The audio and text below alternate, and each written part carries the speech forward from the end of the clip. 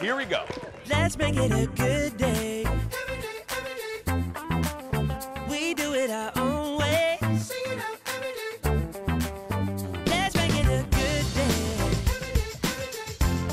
Oh, no matter what they say. Oh, yeah. Good morning, Hastings. Good morning, Stillwater.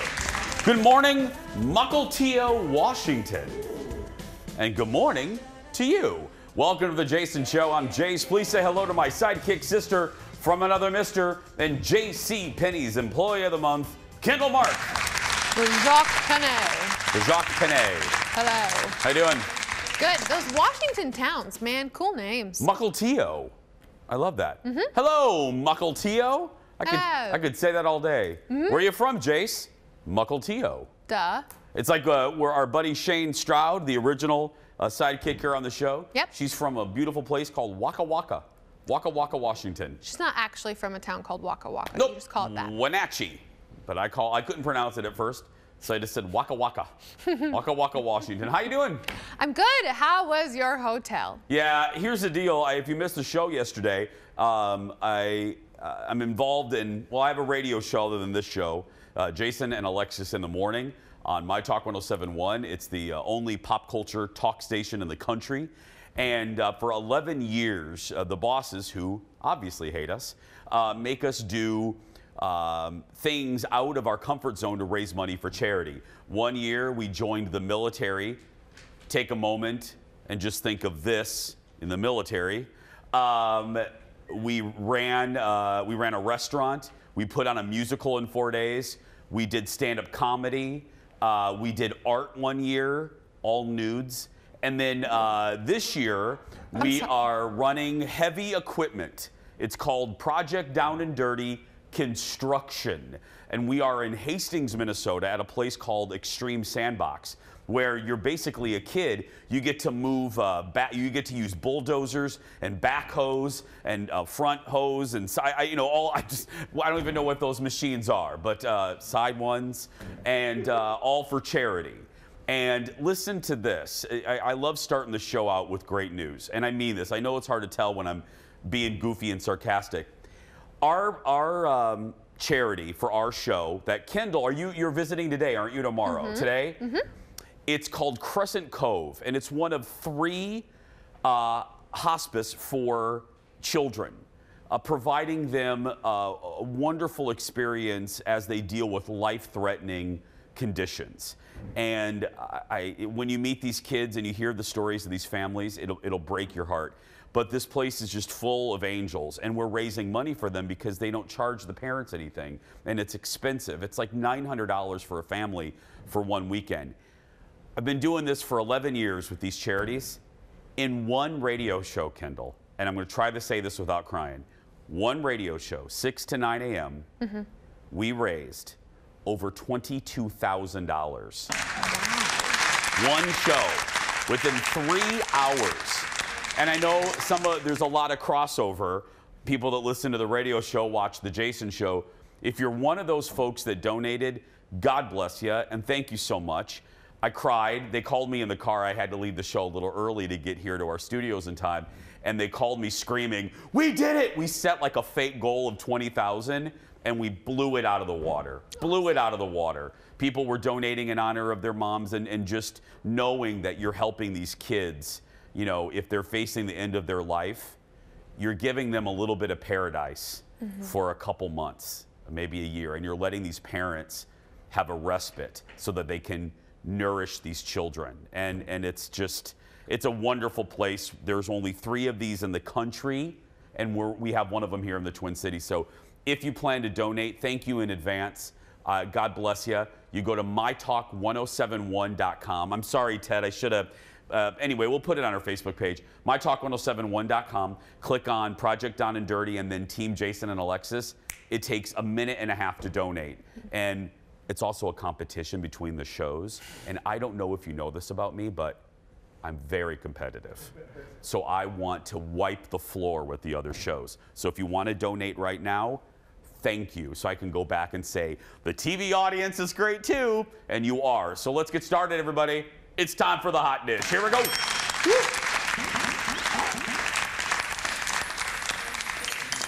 I do. I just want to go back because I have to return back to Hastings, and I want to be like, the TV show audience donated thousands of dollars. First up, maybe Wendy should stay away a little bit longer. The Wendy Williams Show without Wendy has actually seen its viewership go up. Ratings for the premiere week, my friends, were up 33%. You can see it right there. Leah Remini, love her, hosted 4 days that week. Other guest hosts have included Sherry Shepherd from The View and comedian Whitney Cummings. Wendy, as you guys know, we've reported on, is stuck dealing with health issues, and we don't know when she's going to come back. But if I'm the production company and I'm our network, Fox, I'm a little relieved that the water isn't coming into the dinghy. You know what I mean? It's not. It's stabilized. It's a stabilized ship for a while. Leah and Michelle Visage from RuPaul were fantastic as little co-hosts. Well, they're best friends in real life. Right, you were saying that you really liked it because it's so natural for them to just talk back and forth and back and forth and back and forth. The chemistry's real. So anyway, I'm happy. I'm happy for the producers. I'm happy for the crew. You know, because if something happens, God forbid, if Wendy decides not to come back, that's a lot of people out of a job. They're probably super stressed out. Yeah, they're very stressed out. You know, you work on a show and the person with the name on the floor is sick and not. You know, there's a lot of uncertainty, so I'm happy for the crew. Next in the dish, Michael C. Hall was on with Colbert last night. He's back in the Dexter reboot called New Blood. Can't wait for it. And he talked about getting a shot at a do-over of sorts. Look. Yeah, there have been some scripts, some outlines, some proposals, but the timing never felt right. The story never felt like it was one that was worth telling. Well, why? What's different about this? Well, I think a lot of it has to do with how much time has passed, because a lot of, as you saw in that clip, a lot of the story hinges on Dexter's relationship with his now full-grown son. And we had to wait for him to grow up. Now, there was some of the fans had some problems with the finale of the original run of Dexter. Yes. I don't know if you read anything about that. I've heard about it. You've heard about that. Okay. Is this a chance for another swing at the ball here? For sure. I think a big part of our motivation was to leave people with a better taste in their mouth. I actually was suggesting that we call it Dexter New Taste, but they didn't go for it. Well, you've heard me. I'm not going to spend too much. You've heard me whine about it. Dexter's one of my all-time favorite shows. And it was almost a series finale that ruined the legacy of the entirety of the show. It was so bad. I mean, it left you going like this. What? Because throughout the entire show, Dexter talks to you as the viewer in voiceover. And then at the very moment you want to hear from Dexter, nothing. He looks in the camera like he's posing and auditioning for the new Brawny Man. And he's like this. And then it cuts to black. And he's in a login town. Say something, Dexter. Tell us. Sally, say something. Are you still killing? Where are you? Are you in Connecticut? Are you at a Perkins? Reviews for the do-over have been mixed. I've read more positive than bad, but Uprock says it's a bloody good time and scrubbing away the sins of the lumberjack past that I just referred to. Entertainment Weekly says it isn't bad, but is it necessary? Okay, settle down, EW. You only got 4 episodes to watch, and there's 5 more. Settle down, Sally. And then Rolling Stone said, New Blood beats an already tired story to death. Oh, someone didn't have their Wheaties that morning. Dexter New Blood returns on November 7th. Holy crap! So Sunday? That's Sunday, right? Yeah, Sunday. It's Sunday. What am I doing? He's putting it in his calendar. Siri, remind me to watch Dexter on Sunday. I don't think that's how it works. I hate her. Next in the dish, it's the season for the Queen of Christmas, and Mariah Carey has new music coming out. Here's a little teaser that she posted on Twitter. Oh, baby, we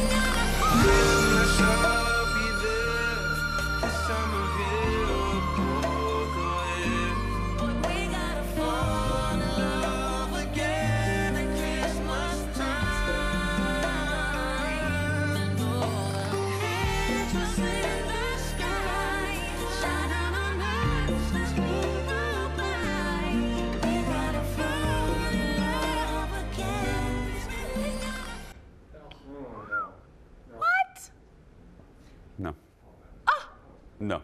It sounds like Mariah singing with like half of the Osmonds. What? Yeah, I there's liked it. It's too many people.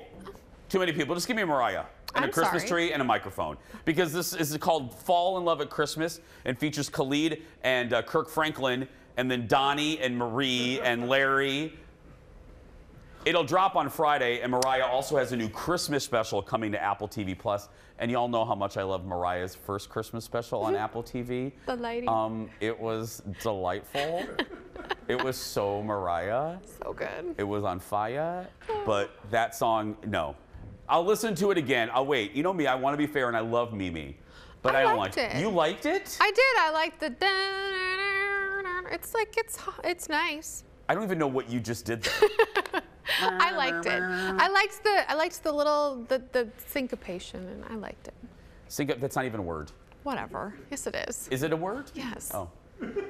Indiana Public Education. Still ahead, the syncopation of our show. A new dating show in the UK has a new way to weed out the players. Wait till you see this. But coming up next, Michelle's quest for love continues, and a new week brings new drama. What the hell's going on in that? Anyway, producer Ted's going to recap coming up in more Hot Dish then. The holiday travel season is approaching, but what should we expect for the rest of the year? The Thrifty Traveler will be here. That and more when we come back. Back in a moment.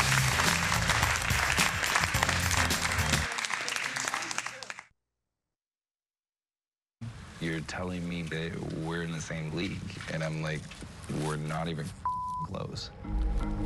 Like, I gotta wait for 6 weeks to get to the end of this.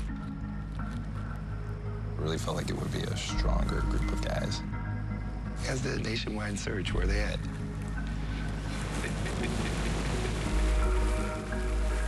I think that the challenging part with Michelle right now is that she's basically just in spring break mode. It's a little bit of a turnoff. If you genuinely thought that your husband was in the room, like, do you go spring break mode? I mean, I'm not gonna judge it. Doesn't mean I can't make fun of it. Aha, you knuckleheads, you're mic'd. Do you not know you're on ABC?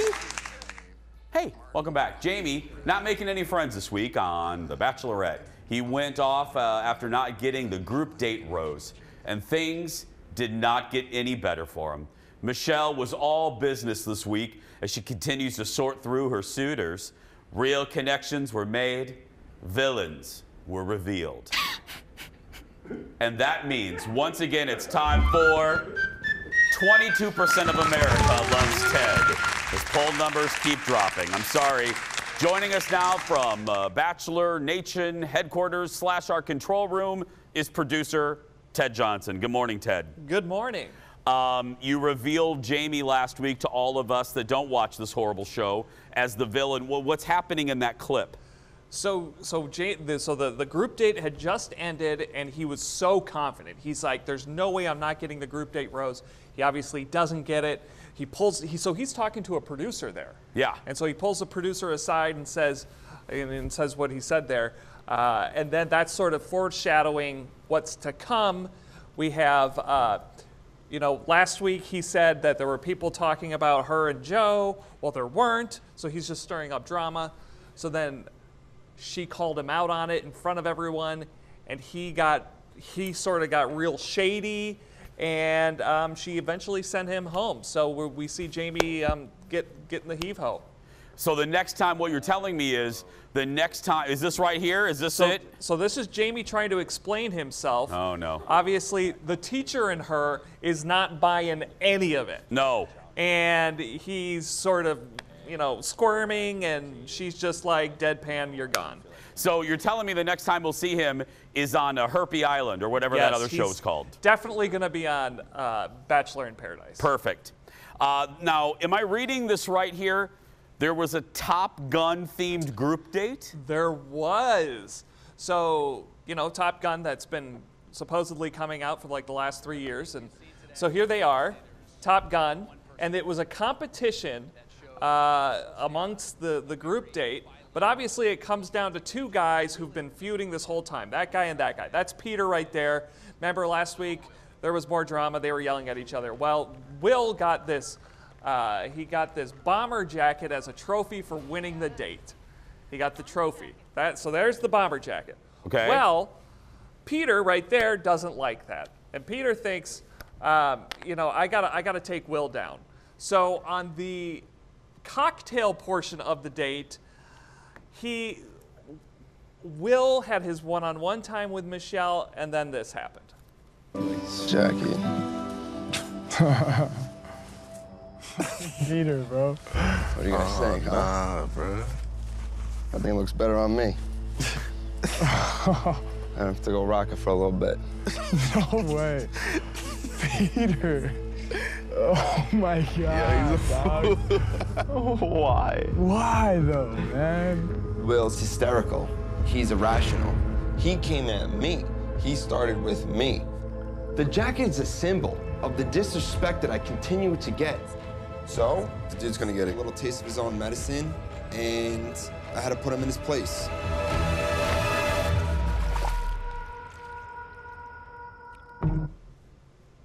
I tell you, what? Can I ask something? And maybe I'll ask Kendall. I don't know if you're mic'd up, but is this kind of behavior attractive to the females? I'm going to go with a solid no. Okay. And what's up? Why does he look like James Spader in Less Than Zero? What's up with the sweater wrapped around us? I mean, he looks like every 80s teen villain. Yeah, yeah. Okay. Not looking good, and oddly enough, he got sent home. But Will didn't make a big scene out of it. Will just like let it all play out, and yeah.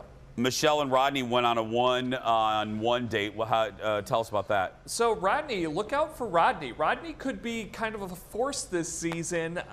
He doesn't exactly have the Bachelor look to him. He's sort of that underdog, but she thinks he's goofy. She thinks he's, you know, funny. And so he could go far.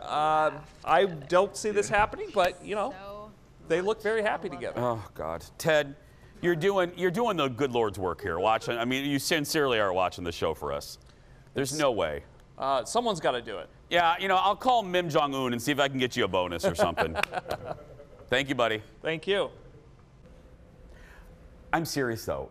Is that bro-ish thing? Do your female friends like that kind of thing? No, it's so gross. And she clearly doesn't either. The guys she likes are all pretty, like, cool. Yeah. Chill. Ugh. By the way, I'm looking. Y'all are donating. We went up like $500. We're up to $19,000. Over $19,000 just in that commercial break. For Crescent Cove. Thank you guys, sincerely. MyTalk1071.com. Next in the dish, speaking of love, there's a new, I can't wait for this. There's a new dating show on TV in the UK, and it may be one of the best things we've seen in a very, please, come back to the television and watch this. David, who do you think is a love trap?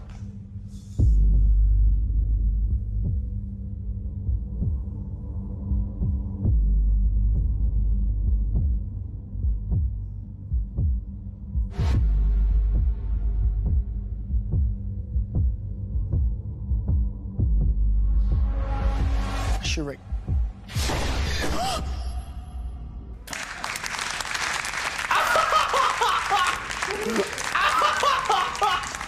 Okay, do they do a replay? Oh, here we go. No way. Bye. Look at the guy. Face. Bye. Oh my goodness. That is tremendous. Can you hold on just a second?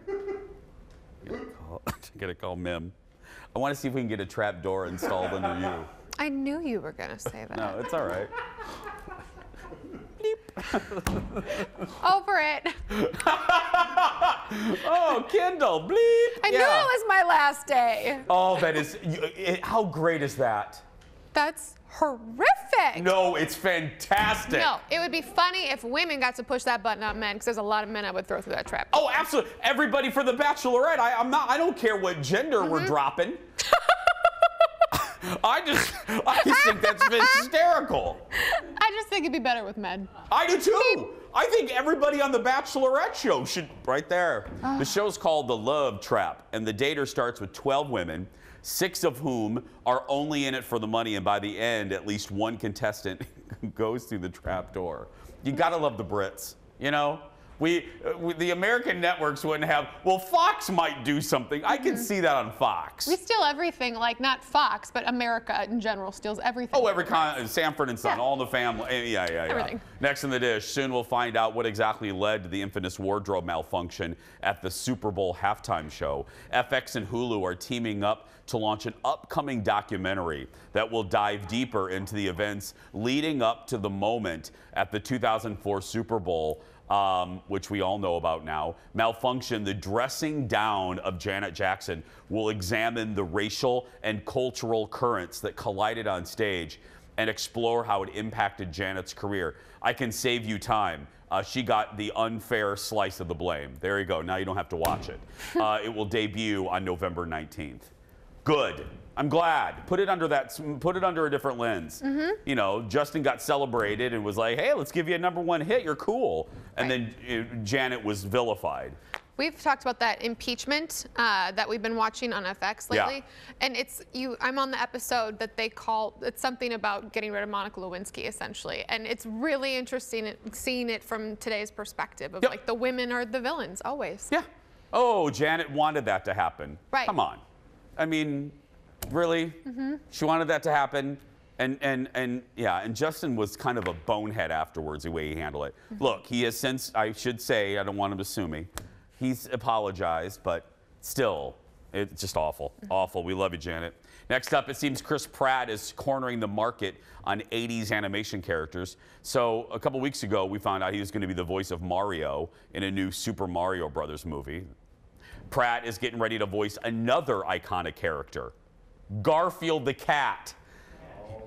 He'll be providing the voice of the lasagna-loving kitty in a new animated movie. Chris is going to take over for Bill Murray, who was the voice in 2 other movies from the early 2000s. I don't even care about the Chris Pratt thing, but can I just ask, who wants this? Oh, Tyler. Floor director Tyler wants another Garfield movie. I mean, I like Garfield. Right. When I had one in the like everybody in the 90s. Right. I had a read the Garfield on my comics. window. Yeah, in my powder blue station wagon that I drove. Powder blue, huh? Yeah, it was my mom's. It was a Pontiac. Oh. And that's the cool car that I drove my junior year of high school. Oh. It was I could fit my friends in there. That's why my friends would always, kids, and by the way, don't do that anymore. But this was Indiana, and they didn't care about kids back then. But yeah, it was powder blue, beautiful Pontiac station wagon. And I had a Garfield suckered up against the window. Everybody had those, didn't we? Didn't you have one? Oh, you're young, but do you remember those? In the 2000s, no, we did not have Garfield. Oh, everybody. Garfield had little suction cups on his kitty paws, and you just put them up there. Yeah. Then we had a guy, and he had little pants on with a little squeezer, and then you suctioned him up to your window, and then if you pressed the little balloon, his pants went down, and you could moon people. How fun. That's Indiana. We'll be right back with Jared, who's never mooned anybody in his life. Well, I mean, I don't know. I'll ask him, but yeah.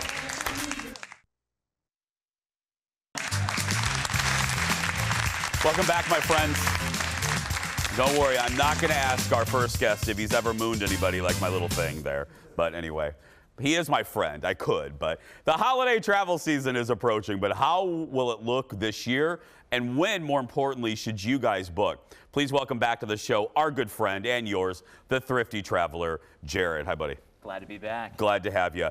Not that this came out of the blue, but these headlines surprised me. I thought the airline business was doing fairly well. I mean, over the summer, travel was resuming, but a lot of airlines are canceling flights left and right. What's happening? Yeah, so it's a big question, but yeah. Yeah, domestic travel is almost, as we go into the holiday season, domestic travel is almost back to pre-pandemic levels. Really? In 2019. But the airlines are just not prepared for this. So during the pandemic, they, essentially lost a lot of employees for a variety of reasons, and now they just don't have enough employees, essentially.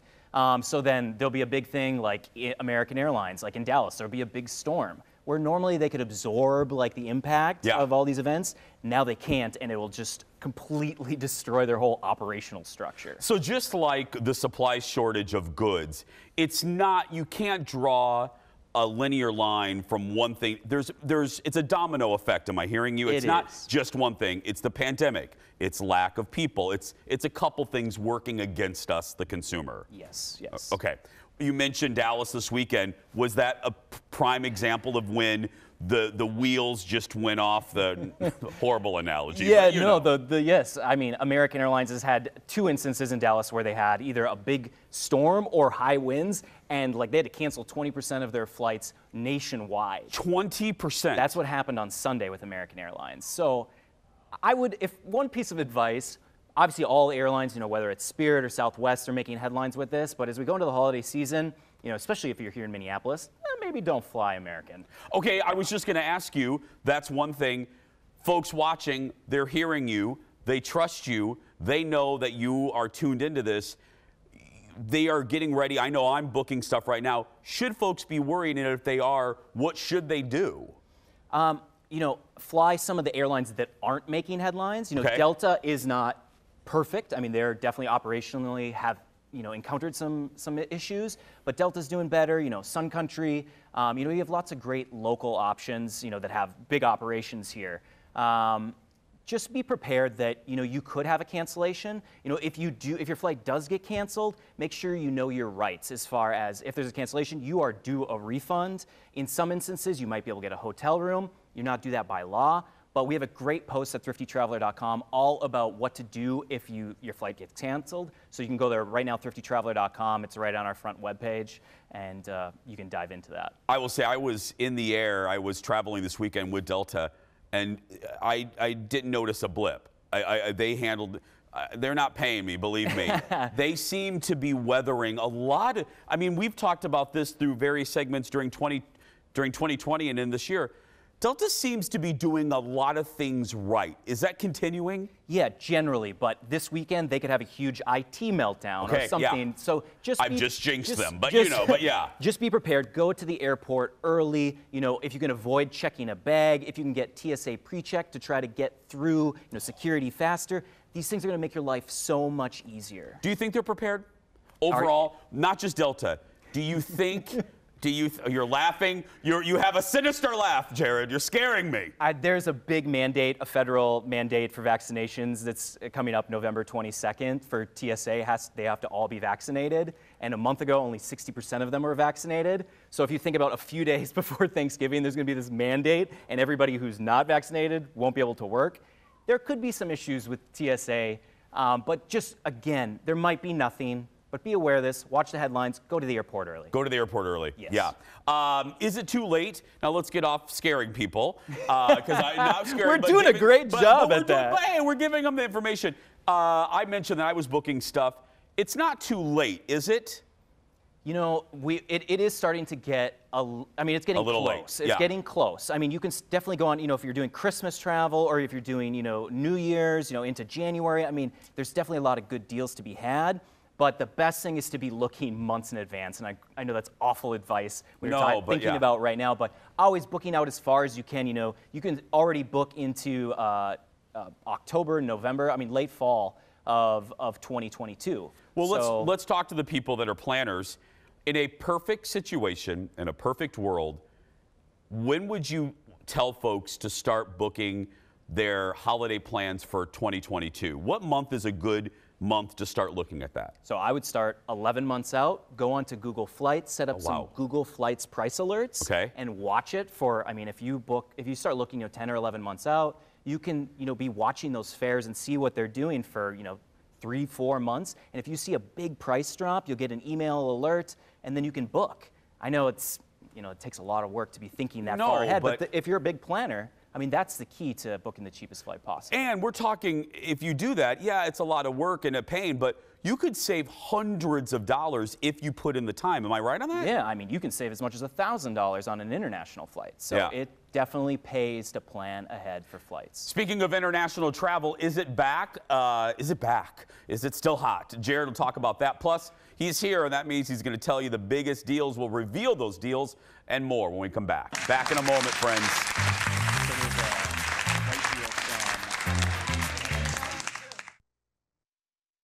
Let's make it a good day. We do it our own way. Let's make it a good day. Oh, no matter what they say. Oh, yeah. Welcome back. More with the Thrifty Traveler, Mr. Jared. We were talking about international travel. Obviously, domestic is on fire, is doing great. How is international travel going? So international travel is coming back, but there's this huge, like, kind of hurdle that if you, no matter where you're traveling internationally, on your return flight to get back in the United States, you have to take a COVID test. So whether you're vaccinated or not. Okay. So that's like, let's say you're in Italy, you have to find somewhere in Milan or Rome to get a COVID test. And if you do test positive, in the rare, likelihood of that, you would have to quarantine for 10 days in that country. So whether it's Mexico, Canada, Italy, it's kind of scary. It is, because 10 days is a long time. It You got to is. tell your job and your family. And Hotel, a pay for hotel. that, yes. And those countries aren't just going to give you a hotel room, I would. Yeah. No, some will, but for the most part, yeah, domestic travel is in right now. Is in right No now. question. We were talking before we get to deals. I was telling Jared a situational question or statement that, this year I'm traveling post-holidays. I'm going in like the beginning of January into the middle of January. And you were saying January and February, if you can swing it, are sweet spots, sweet times to travel, right? Yeah, definitely, especially to, Hawaii, the Caribbean, Mexico, that second week of January into February and even into March. You kind of do run into some issues with spring break where the price pops up a little bit. It's all about supply and demand. Yeah. Fewer people want to travel in January and February to those destinations, so they're cheaper. Yeah, I have found that. Okay, let's talk some deals here. Pull that map. Yeah. Look at that. And I've got Okay. some great ones today. Okay, let's do it. Right at the top that if you're thinking about going to the U.S. Virgin Islands, St. Thomas, there is an absolutely incredible deal right now. But this is all the way out into late summer of 2022. Okay. So Minneapolis to St. Thomas, U.S. Virgin Islands, for $161. Normally, $400 to $500. So hop on Google Flights right now, type in MSP to STT and pull it up, and you can book it. Again, it's on American Airlines, which we didn't talk too favorably about But earlier. that's a lot of, it's summer, late summer. Late summer, those issues should be ironed out. And I mean, that is cancelable for a voucher. So let's say you don't even go on the trip, you can always use it to book another American flight. Hey. Amazing deal. That's All right. crazy, yeah. And you don't need a COVID test because it is technically the United yeah. States. Other destinations are super cheap this winter, nonstop round trip on Delta, Phoenix, Fort Lauderdale, Fort Myers, LA, Orlando, all sub 150. So great deals if you're flexible. Again, traveling on a Tuesday, Wednesday, or Saturday, you can find some amazing deals. Other than that, you can go to almost anywhere in Europe all the way through March for under $600 round trip right now, which is pretty crazy. So places like Athens, Rome, pretty much everywhere. So the whole map of Europe, the world is your oyster. And I was going to say, we were worried that the prices were going to, I remember we did a segment in the summer that this summer was hot, and we were worried the prices were just going to skyrocket from there. They've stayed pretty good, haven't they? They have, and it all goes back to supply and demand. People are still a little scared to book international travel. Yeah. But if you're kind of confident, and a lot of these are cancelable for a voucher as long as you book main cabin, avoid basic economy. You can always cancel and get that voucher if worse comes to worse. On a personal note, Steve, go ahead and put up a picture. We have a little picture put up here. Look at this, Jared! Congratulations. Thank you. It's Mr. and Mrs. Thrifty Travel.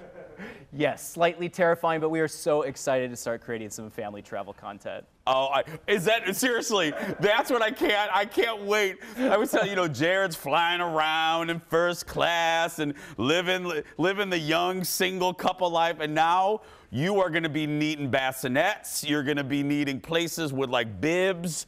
Yep. Do you know what I have nightmares about is like my wife and I using points and miles to fly business class with this wonderful new baby and it just screaming in business class and all these people who have paid thousands of dollars just staring, just shooting lasers at us. Yes, I can't wait to see those videos on Thrifty Traveler. Jared from Thrifty Traveler, everyone. To learn more about Jared and check out the latest deals, head to thriftytraveler.com. And I will always say this, if you are a traveler and you want to save money, the premium subscription to Thrifty Traveler is always worth it. We're going to take a break. A magical dog when we return. Back in a moment. Thank you, my friends. I love your socks, by the way. Mike. Welcome back, everybody. Thank you for being here. Well, kindness, love, and optimism returns to the stage this weekend thanks to the iconic. There's the cord right there. Eric, Lord, okay. We're going to put you in timeout.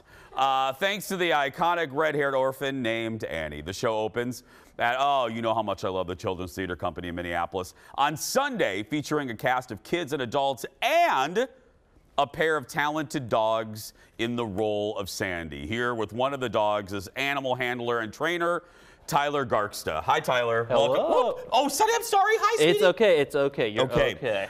Now, Sonny is not that impressed. We were laughing.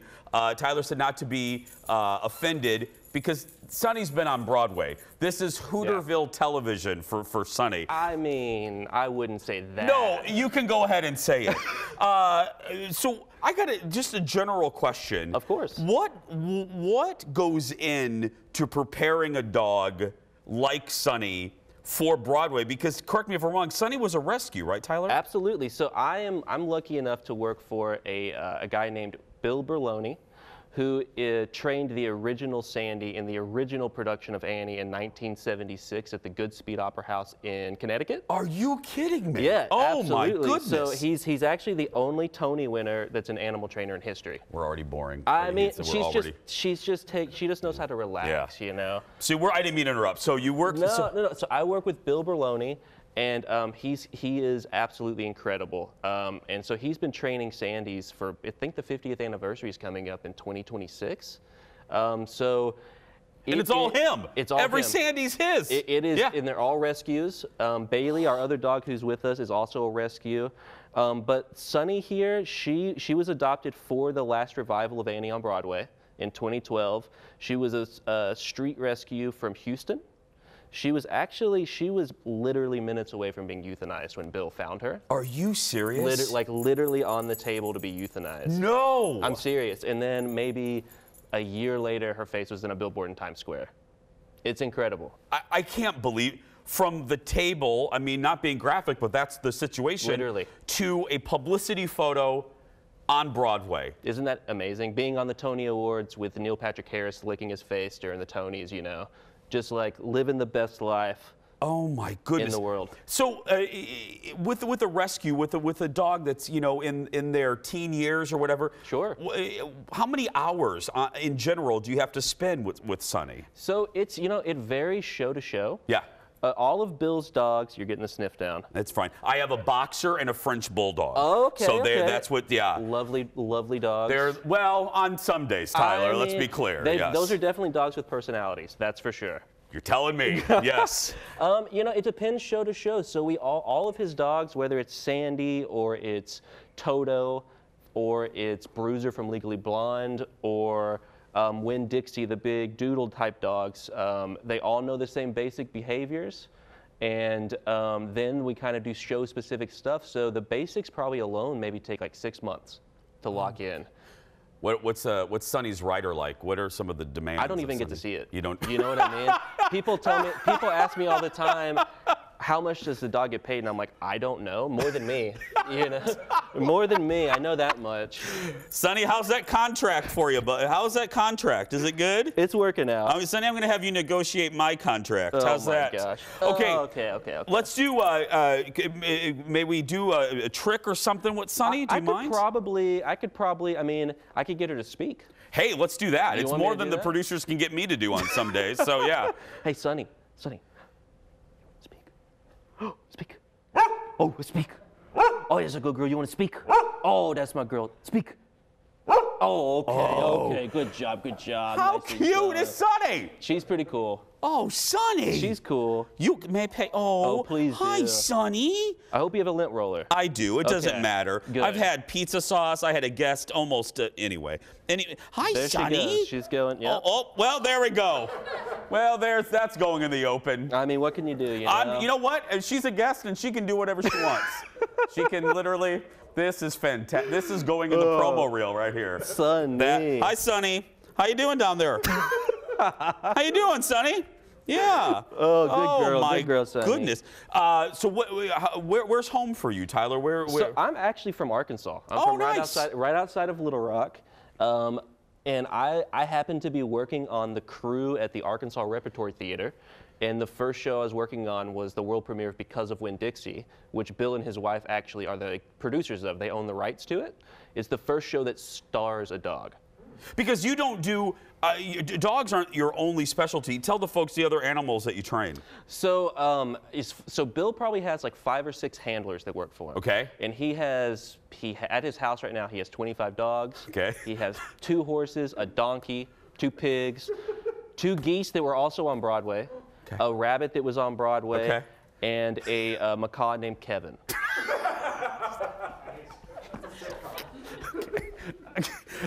Can this just be the whole show? A macaw named Kevin. Yeah. That is fantastic. And do you train? Are you versed in all of these animals? I have only worked with dogs. So Okay. I have been kind of a... So you can't get near Kevin. Kevin and I are on just I would say we're acquaintances. You know, he actually sings tomorrow. He does not sing tomorrow. Listen, Bill is an original. He worked on the original cast. Of course he sings tomorrow. Of course he sings tomorrow. Of course he sings tomorrow. So I've heard Kevin sing tomorrow, but that's about all he's willing to... Yeah. This is can we just end the show now? This is fantastic. Well, Tyler, the next time you come back and see us, please. Hey, please. Sunny? Thank you. Sunny Bunny. Sunny Bunny. I just love, let me move my tie. You're just so, say goodbye to the people. Oh, I just love you. I guess I got to read this. I just want to spend time with Sunny. Annie opens Sunday, November 7th at the Children's Theater Company in Minneapolis. It runs through January 9th. For showtimes and tickets, go to childrenstheater.org. And if you're watching us from other parts of the country, keep an eye out for the show. We're going to take a break. We'll be back right after this. Hi, Sonny. Thank you, Sonny. Oh, Sonny. Oh, Sonny. You are just so... Welcome back to a macaw named Kevin. It is time for the world's shortest segment. It's your chance to live like Carrie Bradshaw. This is fantastic. Check this out. Sarah Jessica Parker just posted this on Instagram. Airbnb recreated Carrie's apartment from Sex and the City. SJP is teaming up with the rental company to offer a few lucky guests the chance to stay there overnight. It comes complete with clothes and shoes in the closet, an old school laptop to write, and of course, Cosmos. Check out Airbnb on Instagram. We'll be right back. Back in a moment, my friends. I want that dog. Oh, you want the apartment? Oh.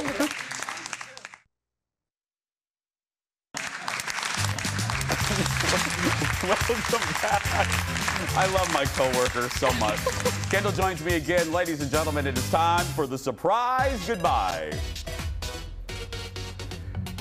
We have no clue what the producers put into the segment until right now. Today, it's recommendations from all of you of where I should visit while I'm in Hastings for my radio station's charity event. Julie says you should hop over to the river to Prescott, Wisconsin. I think you'll have a really good time at the No Name Monkey Bar Saloon. Oh, that sounds like a place I need to go. The Legion in Hastings is great. Just get ready for the stares at a stranger. And Kathy says, since you'll be in Hastings, you must go to the Busted Nut. Oh, been there. Mm-hmm. Go out there and be yourself, because nobody can tell you you're doing it wrong. Come on, Kendall, we're going